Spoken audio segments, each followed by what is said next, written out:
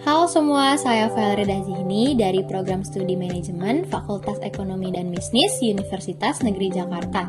Pada penerapan Good Corporate Governance atau GCG kali ini akan saya bahas mengenai manfaat yang akan diperoleh oleh perusahaan serta prinsip-prinsip dalam penerapannya. Manfaat Good Corporate Governance atau GCG membawa peran besar seperti meningkatkan kesejahteraan stakeholder dan legitimasi perusahaan. Contohnya, sebuah perusahaan yang menerapkan GCG akan membuka kesempatan pelatihan bagi karyawan, memberikan laporan keuangan yang transparan kepada pemegang saham, dan menjamin hak-hak pelanggan terpenuhi.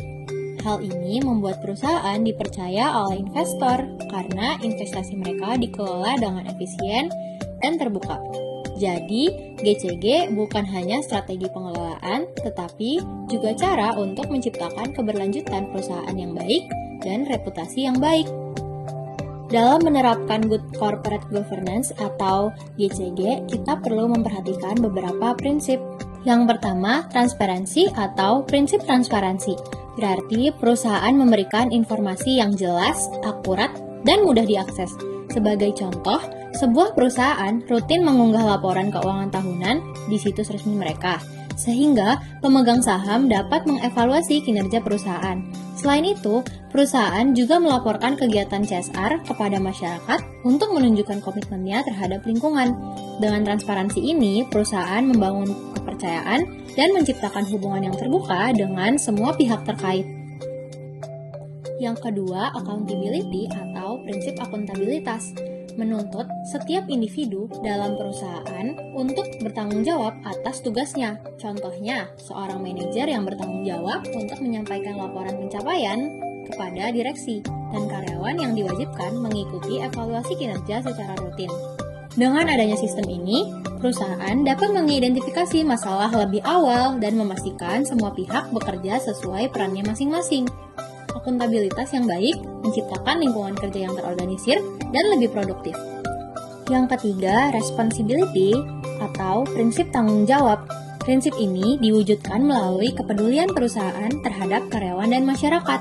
Misalnya, perusahaan memberikan fasilitas seperti BPJS, tunjangan pendidikan, dan kegiatan rekreasi untuk karyawannya. Di sisi lain, perusahaan juga mengadakan kegiatan sosial, seperti donor darah atau bantuan bencana.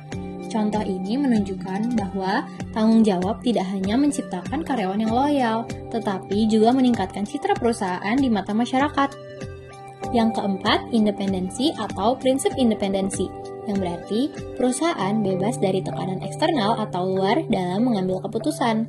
Contohnya, sebuah perusahaan menolak intervensi atau gangguan pemegang saham mayoritas dalam menentukan strategi bisnisnya dengan tetap berfokus pada analisis kebutuhan internal perusahaan. Selain itu, direksi dan komisaris bekerja secara profesional tanpa dominasi satu pihak.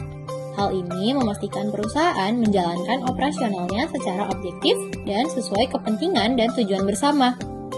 Yang terakhir, fairness atau prinsip keadilan.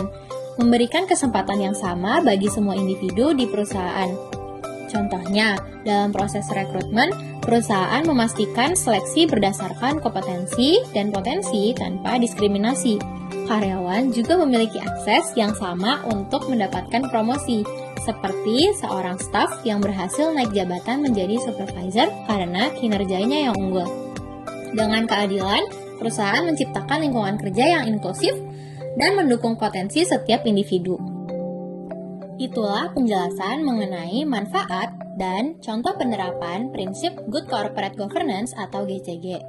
Sampai jumpa!